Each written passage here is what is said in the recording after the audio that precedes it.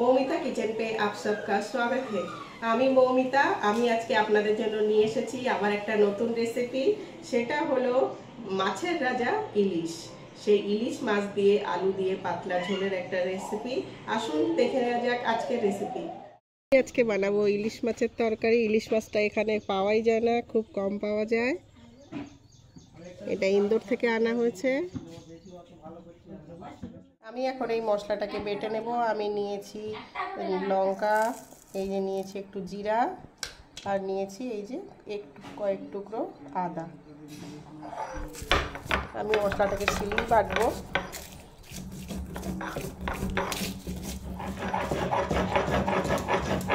মশলাটা প্রায় বাটা হয়ে গেছে। আমি এই রান্নাটা সর্ষের তেল দিয়ে করব, তাই কড়াই গরম হয়ে গেছে। আমি এখন দিয়ে দিচ্ছি সর্ষের তেল।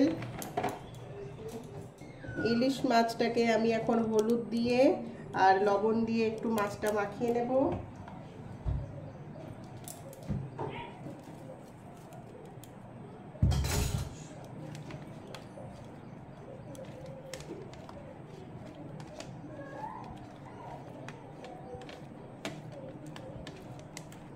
গরম হয়ে গেছে, এখন আমি মাছগুলোকে ভেজে নেব।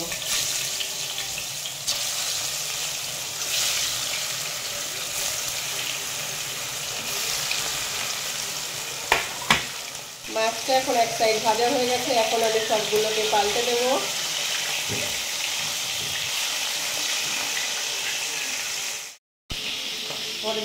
মাছটা ভাজা হয়ে গেছে, মাছটা নামিয়ে রেখেছি। এখন ওই তেলের মধ্যে আমি আলুগুলো ভেজে নেব।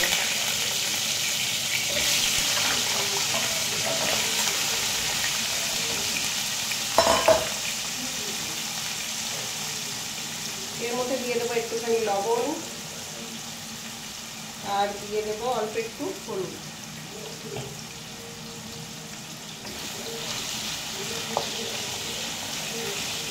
আলুটা একটু ভাজা ভাজা করে নেব। আলুটা গোল্ডেন ব্রাউন কালার এসে গেছে, ভাজা হয়ে গেছে আলুটা। এখন আমি এটা একটা বাটিতে উঠিয়ে নেব।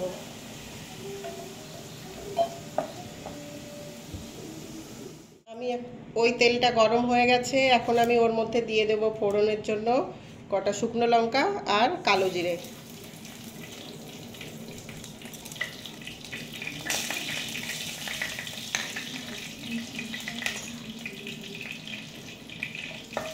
এটা একটু ভাজা হয়ে যাক।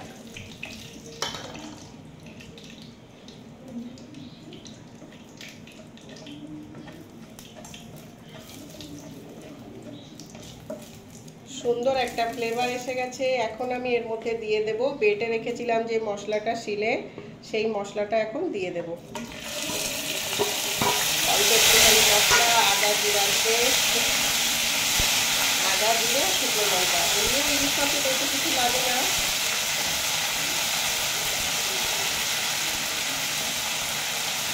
মশলাটা একটু ভাজা ভাজা করে নিই।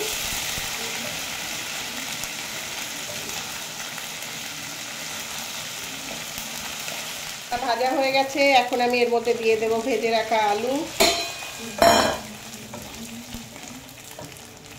এর মধ্যে দিয়ে দেব আমি হলুদ, আর দিয়ে দেব লবণ। আপনারা যেমন খাবেন তেমন দিতে পারেন স্বাদ অনুসার। আর আমি এর মধ্যে দিয়ে দেব কয়েকটা কাঁচা লঙ্কা। কাঁচা লঙ্কার ফ্লেভারটা খুব সুন্দর লাগে।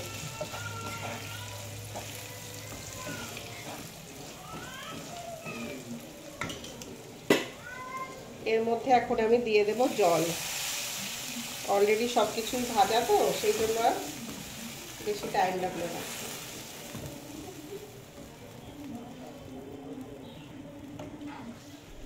জলটা ভালো করে, ঝোলটা ফুটে উঠেছে। এখন আমি একটু কিছুক্ষণের জন্য ঢাকা দিয়ে দেব। ঢাকনাটা এখন খুলে দেখবো আমি। আলুটা সফট হয়ে গেছে 70%। এখন আমি এর মধ্যে দিয়ে দেব ভেজে রাখা মাছ। মাছগুলো দিয়ে আমি 4 থেকে 5 মিনিটের জন্য ঢেকে দেব।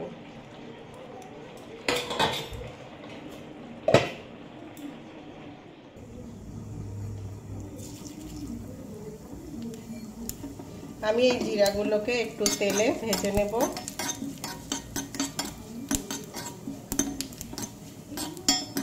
এই ভাজা জিরের ফ্লেভারটা খুব ভালো আসে। জিরাটা ভাজা হয়ে গেছে, এখন আমি এটাকে নামিয়ে নেব।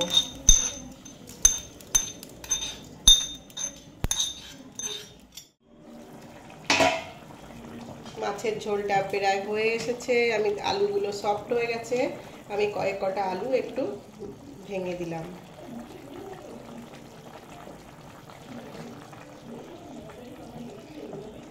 কয়েকটা আলু ভাঙা হয়ে গেছে, এখন একটুখানি ফুটে উঠুক ভালো করে। আমি ভেজে নিয়েছিলাম তেলে, সেই জিরাটাকে আমি এখন বেটে নেব।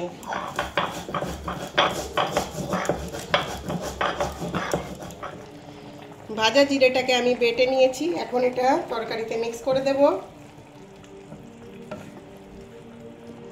দিয়ে ফুটে উঠলেই রেডি।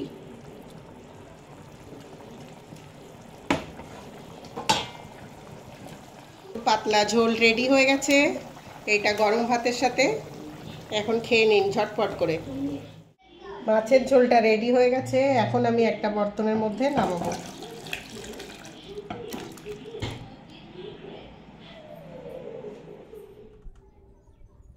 রেডি হয়ে গেছে ইলিশ মাছের পাতলা ঝোল।